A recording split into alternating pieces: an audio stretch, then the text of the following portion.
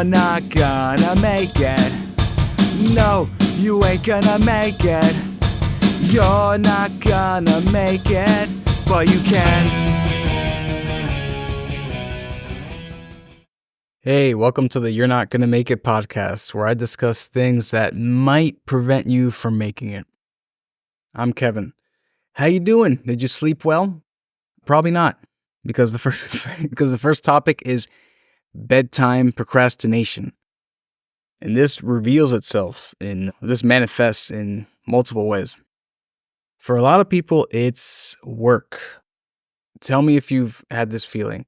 It's, 10 p.m. You're like, I'm a little sleepy. I could go to sleep, I guess, but oh my God, if I go to sleep, that means the day is over. Next thing that happens when I regain consciousness is I have to go to work. So if I end my night right now, next thing I do is work. Shit. Okay, let's do something else. I don't want to work. I don't want to go to work. Let's do something else. Let's watch something. Let's play something. Let's do something else. Let's just extend my day or my night.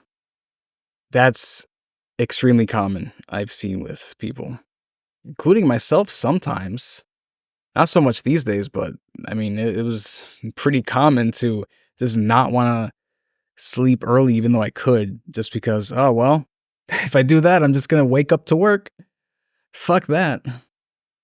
But this has a downside because when you do this, it's kind of a self-fulfilling prophecy. As in, you don't want to wake up you don't want to go to sleep right now because when you wake up, you're not going to be in a good mood because of work. Well, let me remind you of something you already know. If you lack sleep, when you wake up, you're not going to feel good because of the lack of sleep. I know you have done this. I know others have done this. You have an alarm set for, let's say, 7 a.m.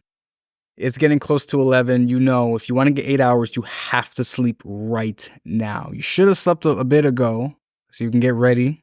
But, now is better than never, right?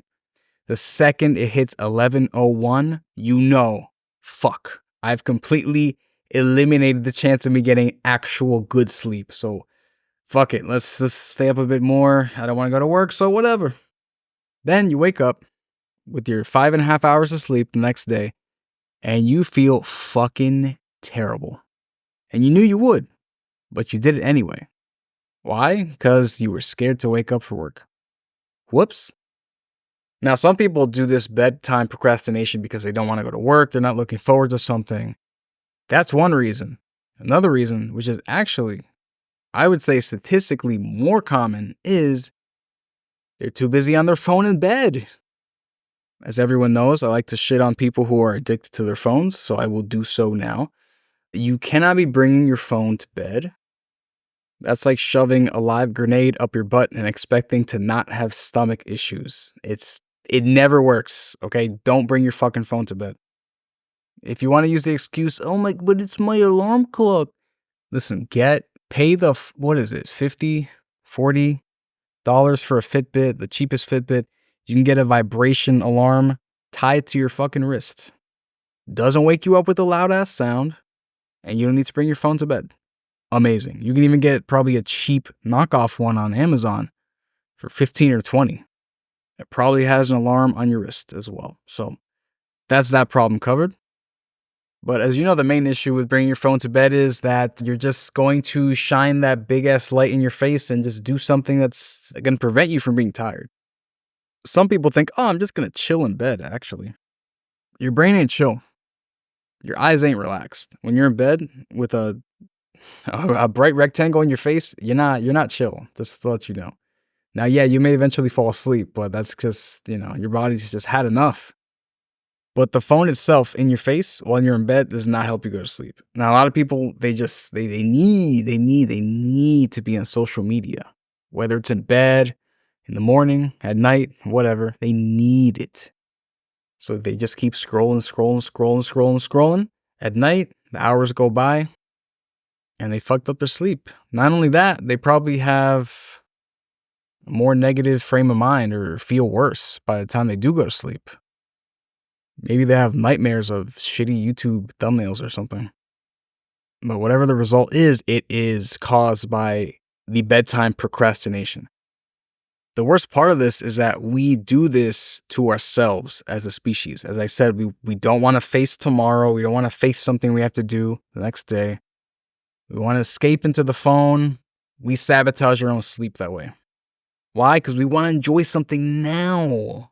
Now is more important than tomorrow. It's like the tagline of most people. But as corny as it sounds, if you prioritize right this second, you will sacrifice part of tomorrow, or at least the quality of tomorrow. So just don't bring your fucking phone to bed. Honestly, just have a routine. This is what I do. I no longer have this fear like, oh man, it's bedtime. I'm so upset. Oh man, I'm gonna get on my phone in bed and just stay up as long as I can. No, I get excited when I gotta go to bed because I'm gonna read. I'm gonna read on my Kindle and it's gonna be awesome. Now the Kindle sounds like an ad for a Kindle, but it's not. I promise you, Amazon's not paying me shit. The Kindle, the way the lighting works and the e-ink is such that it doesn't really fuck up your eyes that much. Now, obviously, it's a little more than not having anything, but I get into bed about an hour before I need to actually sleep. So if I need to wake up in 8 hours, I'll go into bed 9 hours before that. So then I stay in bed, read for an hour or so, a little more, a little less, whatever, and I fall asleep without ever looking at a clock. So I have no issues when I get into bed and I see it's like, oh my God, I see the clock. I only have 7 hours and 24 minutes. No, like not have any of that panic. Once I get into bed with the Kindle, I do not look at any clocks whatsoever, not even on my watch. It has a sleep mode. It's not showing me shit at night. That's why I recommend to you, get a routine at night that starts before 8 hours before the alarm. That way you can get yourself a bit tired in time for you to get 8 hours or so of sleep. Try it out. Like, I promise you, it'll make nights a lot more enjoyable. I'm so happy when I have to go to bed because I get to read. It's awesome. But your mileage may vary because most people don't read anymore. And another thing a lot of people don't do anymore is cook. See, I'm getting better at the segues. A lot of people don't cook, and that is kind of the next topic. The end of cooking, or rather, the meal replacement shake in instead of cooking kind of thing. I'm talking about people preferring to not cook for themselves, and then they go spend a lot of money eating out, or they get a meal replacement thing like Huel or Kachava. And I'm guilty of all those things, of course. I love me some Kachava. Huel's okay. Eating out happens sometimes. But the majority of the food I take in, I cook at home. A lot of people don't do this, and a lot of people don't know how to do this because they're too busy on YouTube or on Uber Eats to actually prepare the food themselves. They just want to eat it and be entertained while waiting for the food and while eating the food. In my opinion, that's kind of a no-no. Now, some foods take way too long to cook. I'm not even going to bother with some of those. But the majority you can do in a reasonable amount of time. And I'm talking the second you get hungry, you can cook and eat it in a time frame that won't make you upset. But like I said, a lot of people these days I'm noticing don't cook too much, or they cook very poorly. I'm not here to judge people's cooking because I'm not Gordon Ramsay. I just know how to prepare my own food for the most part. My girlfriend would disagree, but there it is. I don't need to suck up some Huel for every meal because I don't know how to cook an egg. And a big reason why I say a lot of people don't know how to cook is because they don't use seasoning. And I know this because they say shit like, vegetables suck, eggs are boring. Actually, most people don't say eggs are boring, but they say shit like, vegetables are boring. I don't like eating this food and this food. I'm like, dude, what on earth are you talking about? Those foods are amazing. And then, you come to find out sometimes, oh, they don't season it, or they just use salt. And no one should be living like that, I think. I used to be one of those people. I used to cook food, used to never season it. Maybe some salt, but seasoning, I'm like, eh.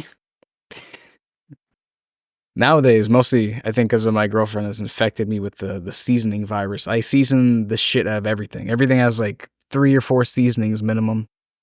And it's great, honestly. You can cook the same exact thing 4 times in a row and they can taste wildly differently if you just season it differently. And most people don't do this. They just cook the same shit. Say, I'm bored. I want to eat something else. I want to eat out, waste a bunch of fucking money when you don't need to. Cooking is not that hard. Once you learn how to cook a couple of things, those same principles apply to a lot of other foods. And again, I'm not saying don't ever touch cassava, huel, all the meal replacement stuff or eat out. But if that's the majority of your stuff, not only are you wasting a shit ton of money, but you're not really controlling what you're eating. And that is a humongous benefit of cooking. You get to meal prep.